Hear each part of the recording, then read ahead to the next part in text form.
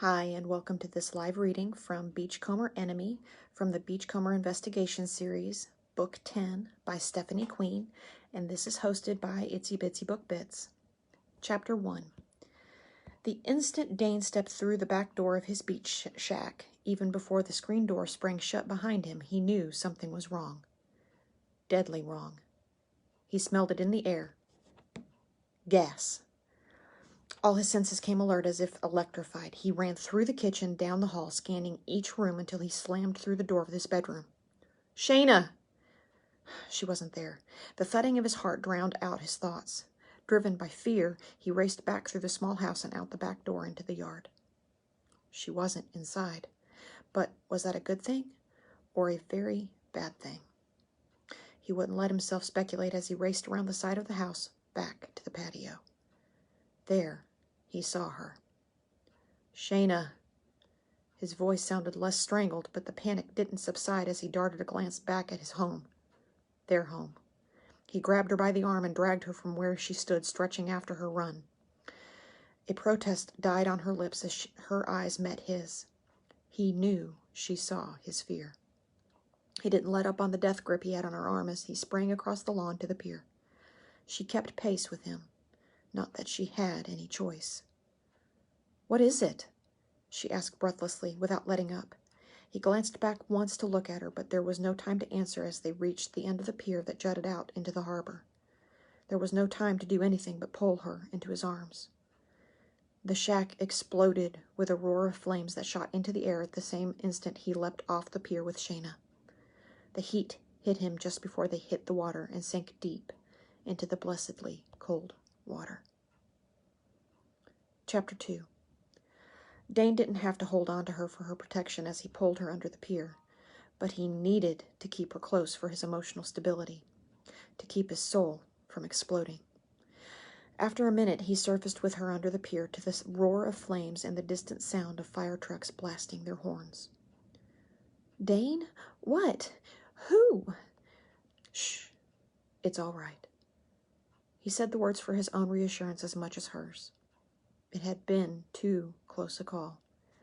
The dangerous pounding in his chest continued, reminding him how close he'd come to losing the only thing that mattered. "The shack," she said, a distraught catch in her voice. They both peered around a post at the hot, tall flames as they licked close to the trees and the neighbors. He prayed the firemen got there in time to prevent collateral damage. "It's only a pile of timber and nails," he said. "We'll build a bigger and better shack." But he stopped short. Because would he? Would they ever be safe here again?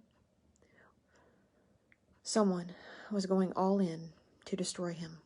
Full tilt, no subtlety at all, no caution, no warning. Someone ruthlessly violent, someone with means, someone with balls the size of Jupiter, had just declared war on him and Shayna. The anger, determination, and gritty fight that had sustained him all his life were overshadowed by the stark dread of losing her now that he finally had her. Or he almost had her. They weren't married yet. Someone was clearly out to get them. Whoever had done this had a lot of juice. "We're not going back. Blowing up our house is the boldest move a body can make outside a war zone. Doubly so for a home on a vacation island heading into the tourist season. But we need to find out who did this. We need to stop them. We can't go into hiding forever. I'm not ready to go crawl under a rock somewhere as if my life is over." Was her chin tilted at an accusing angle, or was he being paranoid? "You think I am, girly?" She stared at him, green eyes glittering under spiky wet eyelashes, drops of seawater beating down her temples, down her forehead, dripping off the end of her perfect nose and her extravagant lips. She wasn't going to answer him, and as they both held onto the leg of the pier, hidden by the shadows, he knew they couldn't stay long. People would come looking for them, sooner than later. He cringed when he saw the state police vehicle careened into the yard past the fire trucks and onto the lawn. Captain Colin Lynch jumped from the car. Their good friend, his soon-to-be best man, headed straight for the fire chief. Cap would find out how the fire started, and he'd be looking for Dane and Shayna. There was no way Dane wanted him to find them here. He'd let Cap know they were alive and well in his own time. Not now. We're dead as far as our would-be killer is concerned. We'll be safer letting everyone else think it too.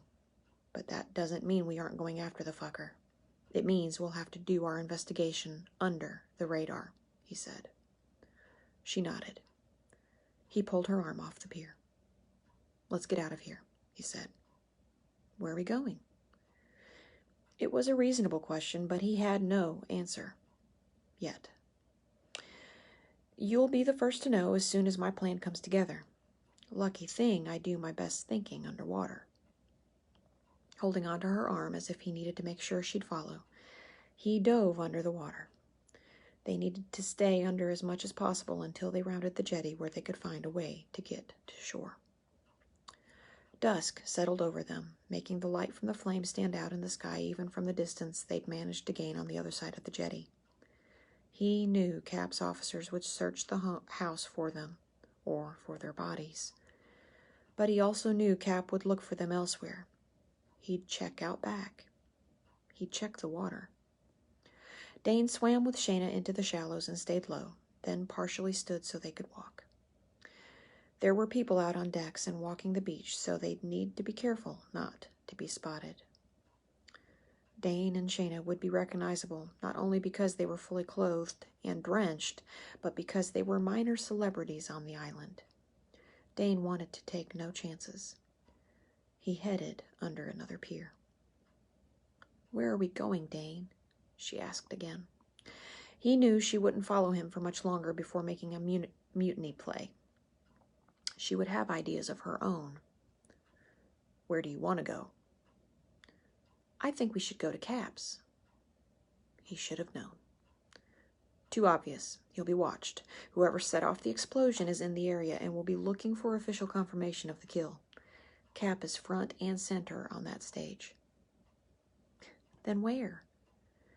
He almost smiled at her defensive tone, but he was looking past her at two small green lights glowing in the semi-darkness. The Coast Guard station wasn't too far away. Another mile in the water, slow going, but doable.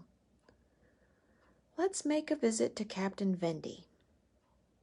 Vendy? He's just as official as Cap.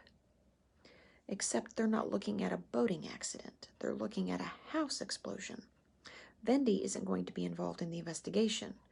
We can make contact with him and he'll go along with keeping us undercover. Besides, we need someone with access to official channels to help with our investigation. Are you proposing that we sleep at the Coast Guard station? She looked askance at him as he tugged her arm again, pulling her back into the water. They'd need to skirt around the moored boats and look out for moving craft. At least it was a nice night for a swim. He didn't answer her because he had no answer. Yet again. The basement at the Lucky Parrot was a better choice, he knew. It was already decked out for overnight guests and had an IT setup from when Acer, his friend Jeremiah Acerman, had used the space to hide out during a prior mission. Rolling to his back, he eyed her. What? She said, a little breathless. You're out of shape, girlie. I just got back from a 10-mile run, Mr. Legend. I'd beat your ass in a swimming race any time you want to challenge me, except tonight. We'll stay at the Lucky Parrot. She stopped, and he could tell she stood, finding purchase on the rocky shore under the water as they approached the Coast Guard station pier. Dane angled right and swam strong for the beach before standing and walking to the short stone wall of the property adjoining the station.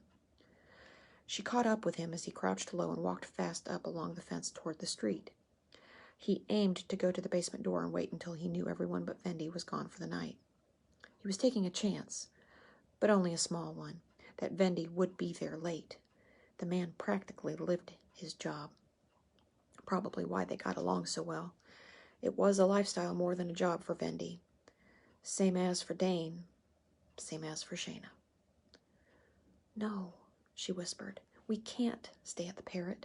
That place is no good for anything more than a base of operations. I can't stay holed up there.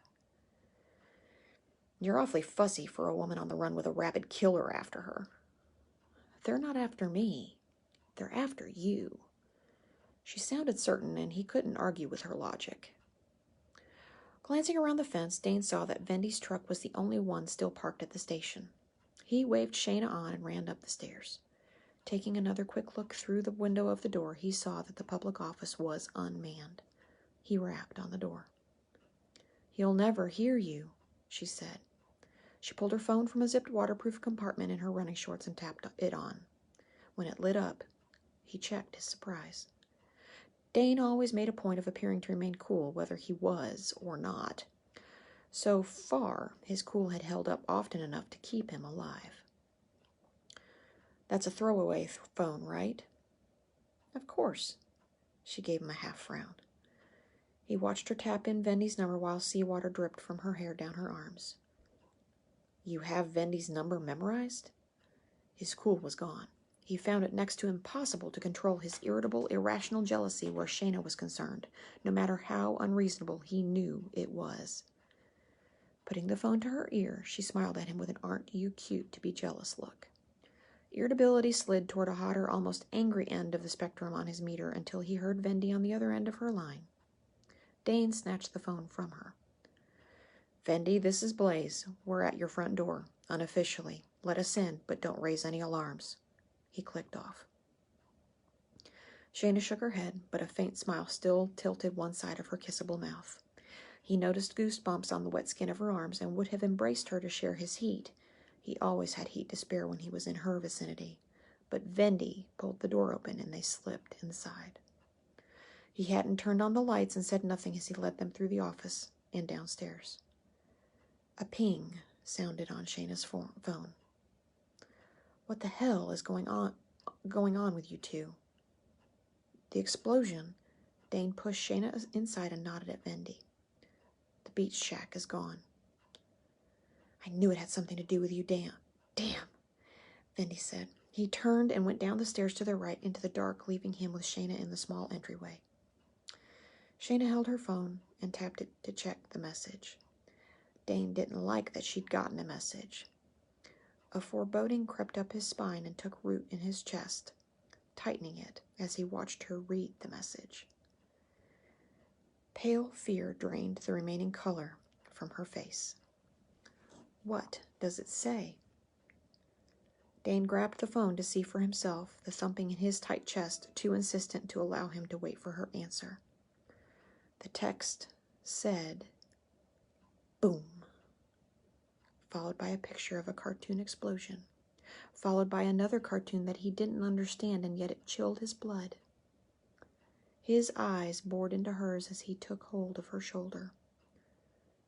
"Shayna, explain this." His voice sounded calm, but it was weighted with expectation. She didn't remember the last time she'd been this shocked, outside of exposure to Dane's charms. She looked at his blue-as-the-ocean eyes. With a shaky hand, she took the phone back. The signature line had been another cartoon, the Joker. She knew who'd sent this text. She knew who'd exploded their house. She didn't need a mirror to know she'd blanched because she could feel the blood leaving her head, felt faint, swayed a little. Dane gripped both of her shoulders tight, keeping her from falling. "Who sent this, Shayna?" Dane's voice still sounded calm, but it was low, for her ears only, vibrating with deadly seriousness. "It's someone we arrested back in Sydney, Whitey Nash." Dane's eyes were unyielding, his hands hot on her shoulders, then slipping down her arms. But he waited for her to continue, remaining quiet. "There was trouble. The arrest didn't go as planned. Nash got cut on his face in the fight when we tried to arrest him, and he lost an eye. He ended up incarcerated for a long stretch. He should still be in prison. In Australia, far away from here. We need to check." Her heartbeat was frantic with the urgency to find out, to call the prison in Sydney where Nash had been locked up. She needed to confirm that he was still there. Vendy called to them and gestured for them to come down the stairs. Dane led Shayna down the stairs. Fendi went through a door and flipped on the lights. "You can use the computers in here to check whatever you need to check," Fendi said. Fendi had heard her, and whether or not he had made out what she said, she felt mortified at how scared she must have sounded, at how she'd lost her cool. It was time to buck up.